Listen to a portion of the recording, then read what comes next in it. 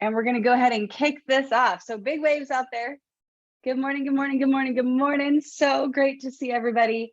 And we had a really challenging word this morning, I thought. So the word is compete. And this week, a lot of the words have come from Madeline. So thank you guys so much for all of the words. It is so powerful and so helpful to get words from you. And I think it's probably a little bit more fun for you when you get your word talked about. So I got some this morning from Joan, and I've gotten a couple others. So if you guys want to keep sending my way, I would love that. Excuse me, but the word today is compete. So what does that mean? To strive against another or others to attain a goal, such as an advantage or victory, to seek or strive for the same thing, position, or reward for which another is striving, to contend in a rivalry as for a prize or in business. So we all kind of know the definition. Some quotes that I found was winning isn't getting ahead of others, it's getting ahead of yourself. And that's Roger Staubach. I don't know, I'm going to rename him, but that sounds like a good try for me. And then the only competition worthy of a wise man is with himself. And so that's kind of what I was going to talk about today, was just the power of competing with yourself. And, you know, the best part I feel in competing is that we discover what we're capable of and how much we can do that's more than what we thought possible. And really, well, I'll tell you, I'm not much of a competitor. So if Bob and I were running a race, and like if Bob really, like even if I thought I could win, right? Like, sorry, Bob, I probably couldn't, but let's just pretend. If I thought I could win, but Bob like really seemed like it meant more to him than me, well, then I'm gonna back up, right? Like I always want the other person to win. Like I'm like, you do, I'm gonna cheer you on, I'm gonna have a great time with it. So when it comes to like competing against somebody else, that doesn't motivate me in any way. I don't want to win if somebody else has to lose. I want us both to win. So, but one thing that I really love is competing against myself. And one way that I did this, and it's been, gosh, almost 7 years now, so you guys know how old I am. For my 40th birthday, I've never been a runner. And I decided I wanted to do something a little different, something that I didn't think I could do. And so I ran a half marathon. Now, not like Tracy Ternberg, who like decided that he was going to compete. Somebody told him he couldn't do like an Ironman or something insane. And so he just did it. Like he just went for it. I didn't. I prepared. It took me like 4 months. And on my actual birthday, I ran it. And I was so excited and so proud of myself. And I felt 7 feet tall because I set a challenge for myself and I competed and I felt like a superhero. Right now I was slow and like there was a million reasons I shouldn't have felt like a superhero, but I didn't care. Felt like a superhero. So to me, like that is the most exciting thing that we can do with ourselves, is to compete against ourselves. So how do we do it and why? Bill Sailing, were you excited to talk to me? Anyway, hopefully you're on here. I don't know, I can't see, but I hope you are. But anyway, so why should we compete against ourselves and instead of against other people? First of all, it's a healthier measure of our success. We all have different abilities, right? So, you know, Will is really great at like athleticism, and Valerie is really good with, you know, spatial, you know, recognition, and Eva Marie is a great communicator, and whatever it is, right? And I have strengths too, but if we're competing, it's kind of like having a fish. Ronnie's trying to get me too. What's going on here, guys? Yeah, aren't you guys on here? Anyway, so if we're competing and we're thinking we're a level playing field, we're kind of not, because we're competing with different skills. So I can judge from me. Number two, I get a better sense of what I'm capable of. So if I challenge myself, if I compete against myself, I can figure out what my skills actually are. Three, I get to define my own success. So, you know, maybe Colleen wants to be a runway model, and that is her idea of like the pinnacle of her success.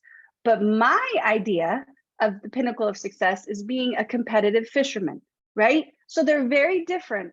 And so I want to define my own. Those were two really crazy examples, but we get to see what we mean by success. Number four, is we get much freer of other people's judgment. If I'm running my own race, if I'm looking in the mirror at me, then I can not worry so much that, Rick Redford thinks I'm, silly, right? Or that Anna thinks that I'm focused on the wrong things, right? I'm just worried about what Andrea thinks. And that can be very freeing to let go of that judgment. You'll never rest on your laurels. So when you're competing with the woman in the mirror, the man in the mirror, you'll never just sit back and say, I've arrived, because there's always something else to compete for. And then lastly, I think competing against yourself allows you to develop that confidence. When you know that you're striving, when you know that you're running, when you know that you're competing, you stand a little taller, like after that little half marathon, and you feel a little bit more proud, and you're brave enough to try some other things. So that's what I had this morning. But even more importantly, what I have is an incredible guest. So we all know him. We all love him. And that's Mr. Tracy Ternberg. And I'm going to highlight him because that's how I am. There you are, Tracy. So I'm excited to hear your lesson today. So the floor is yours. Well, when you said this word to me yesterday, it literally for me was like the perfect word, because I'm like, I am going to crush this because I'm a highly competitive person. And that's just how I'm wired. And that's how people are wired. And you said I just did the Ironman. Well, it took me 2 years of training to just do the Ironman, and an extra year to get in the race. And so it was a journey, but I did the Ironman because somebody said, why don't you start with a 5K? And I'm like, dude, even though I was out of shape and fat, I'm like, I could do a 5K. It's only 3 miles. Like, it's like, I could do an Ironman.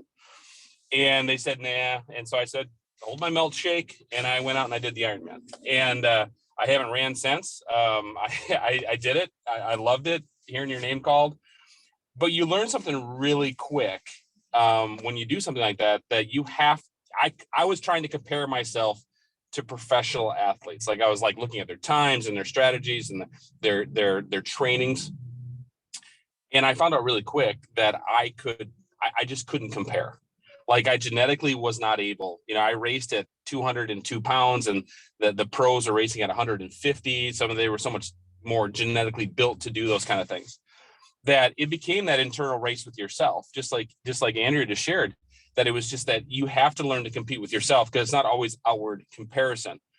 But when you look at the word compete, and I don't know if you've ever done the Strengths Finder, and you find there's like 34 different themes that we all have in personality traits. And one of mine is competition. I thrive in competition. It makes sense to me that it's just the way I'm wired. So when a contest comes out, from whether it be business or anything, I'm just like, all right, I can do that. I revel in that mode. Some other people are like, that scares them away, because they've been shamed over the years of in competition, that it is that they're not supposed to be able to compete. And in the Strengths Finder book, that's really quick, just when it says competition is rooted in comparison. When you look at the world, you are instinctively aware of other people's performance.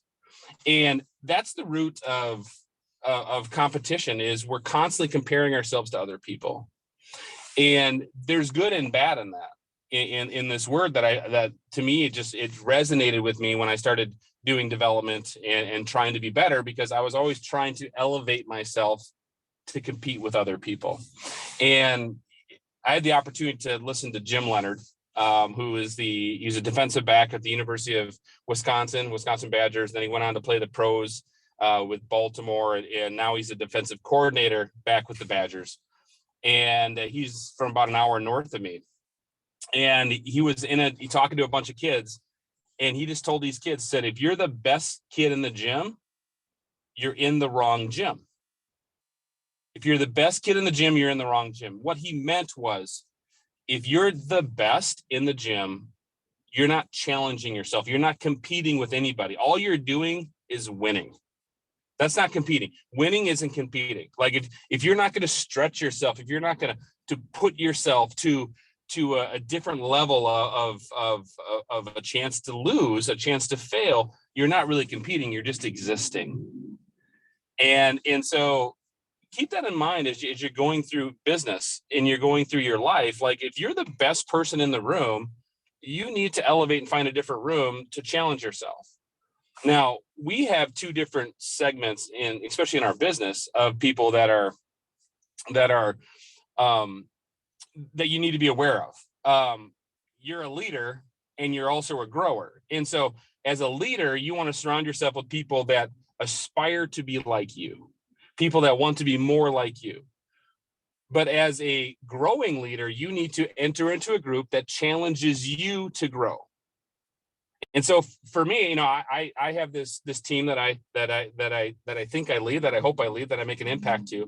But then I'm also part of a group that I feel challenges me to be better, and it pains me to even give this credit out there, but Brent Palmer is one of those guys that challenges me to be better, challenges me to be a better leader, a more plugged in, and that's how you grow in this business. Is you got to challenge yourself, get good with being uncomfortable, because in that word compete is comparison.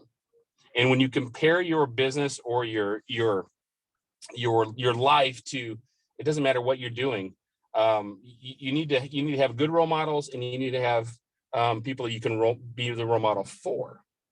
Now, for me, because when you do the Strengths Finder, you really start to learn a lot about yourself.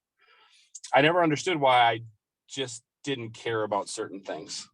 Like, I literally would just, like, you want to do this fun thing? And I'm like, no. And people say, why not? Because I won't compete. I won't be good at it. I won't be able to, I just can't win. And if I can't win, I don't want to do it.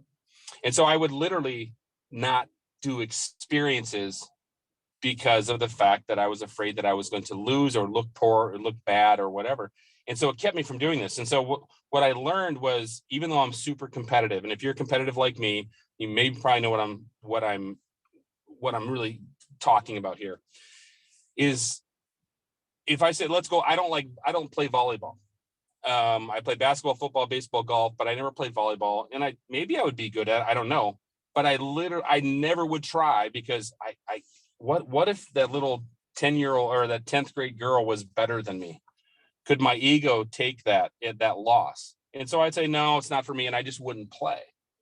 And it's held me back in my life, being competitive, because when you're competitive, sometimes you don't want to lose, you don't want to fail. And what I've learned is, it's okay to go in there and expect not to win, but expect to grow, to expect to just get better and enjoying the experience. And so when I did the Ironman, I had these goals of being this, qualifying for Kona, and how that whole thing works. And I learned really quick that, I could train all year long, all day long, and I would never be genetically gifted enough to run a 6.5 minute mile to be able to compete at that level. And so I learned really quick that it's not about trying to win. It is about competing with myself to make a better version of myself. And so for me, compete, this word was absolutely perfect. And it resonated with me, because I am a competitive person. And if you're not competitive, you need to get around some competitive people. If you are competitive, show compassion to the people that aren't.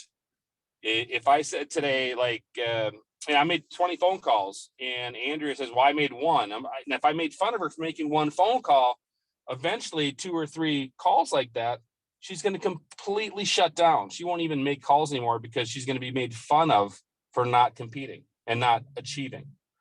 Instead of saying, I made 20 phone calls and Andrea made one, I could say, Andrea, let's set a goal to try to make 5 phone calls. Let's help people as a competitive, instead of shaming them into it. And when you're competitive, it's really easy to shame people into not performing. And so show compassion, be understanding in that, because that is a big deal. And if you feel that you are stuck, or that you are the best in your group, reach out and get around other leaders. And we always say your income is going to be the average of the 5 people you hang out with most. Your attitude is going to be the same. Your finances will be the same. Your leadership level will be the same. If you hang around people that are always below you, you're not going to grow. And so that's the thing. Walking away is two segments. You have a group that you lead, that they aspire to be like you, and then you should elevate yourself into another group that's challenging you to grow, because you're in with higher level business, higher level leaders, higher level emotional IQ. That makes it that much better. So Andrea, that's where I took the word today. Thanks for having me on. It was absolutely fantastic for me to have that word today. Oh my goodness. Well, that was so powerful. I loved it. Great, great perspective. So thank you so much, Tracy. I appreciate you being on here. And guys, love each and every one of you. Have a wonderful Wednesday. Wednesday. And we'll see you guys back here tomorrow. Thank you so much, Tracy. Yeah. Bye, everybody. God bless. Thank you. Thank Thank you, Tracy. Thank you, Andrea. Great Awesome. work. Thank you.